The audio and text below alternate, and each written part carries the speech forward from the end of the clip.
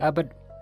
Maallaqa Itoophiyaa erguun dura yookaan immoo fudhachuun dura viidiyoo kan ilaaltee xumuruu qabda. Bara 2026 kana keessa mala ittiin maallaqa ergan qofa osoo hin taane hattoonnis mala haaraatti nama saaman baasaniiru.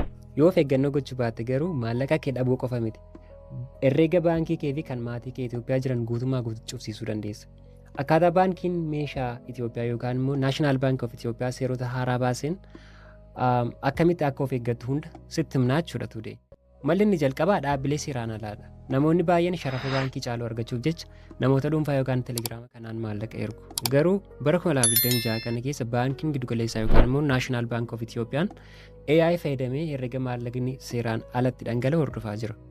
Yoo karaa namoota akka Shigaay, Adolis, Reddisii fi Direct liink jedhaman kanaan maallaqa ergan maallaqni keessan ni qabama. Sana duwwaa miti herreegni maallaqni ergame yookaan immoo rasiipintiin immoo hatattamaan ni cufamaa jechuudha. So maallaqa xiqqoo dabalachuuf jettee herreega maatii keetii guutummaa guutuutti balaarra buuftaa jechuudha. Lammaffaan mala kurkuddee teeleebirriiti.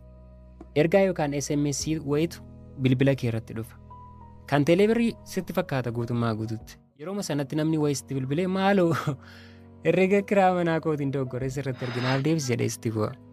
Dubbiin garuu baasuu akkas miti. Ergaan sun sobadha. Maallaqni ergaa kee irratti hin galle jechuudha. Ati garuu yoo deebifteef yookaan maallaqa keessa dhugaa harka keetii baastaa jechuudha. So teeleebirrii yookaan baankiin kamuu bilbilaan koodii yookaan piinii kee yookaan rifaandii akka gootu sin gaafatan. Amma koo Itoophiyaa keessatti herreegni baankii hundi naashinaal ID keetiin walitti hidhameera. Hattoonni numti hojjettoota baankii giddu galeessaati ID kee verifaayi gochuudhaa fi koodii yookaan OTP sitti dhufuuf himis jechuu danda'u. Koodii sana garuu yoo kenniteef bilbila kee, baankii kee, teeleebirrii kee fi M-Pesa kee guutummaa guutuutti harka isaaniitti kennite jechuudha. So guutummaa guutuutti gonkumaa OTP kee nama kan biraatti hin kennin jechuudha. So akkan saamamneef karaa seeraan alaa yookaan immoo bilaak maarketiidhaan maallaqa erguu hin qabnu. Appilikeeshinoota bebbeekamoo akka Kaashgoo, MamaPay, M-Pesa yookaan immoo Western Union qofa fayyadamuu dandeenya.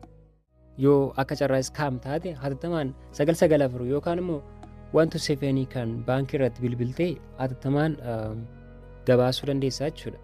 Viidiyoo kana maatii fi firoottan kee Itoophiyaa jiraniif sheer godhi. Akka hin saamneef walaa barsiifnu odeeffannoo dabalataaf immoo sabskiraayib gochuu hin dagatinaa. Galatoomaa thank you.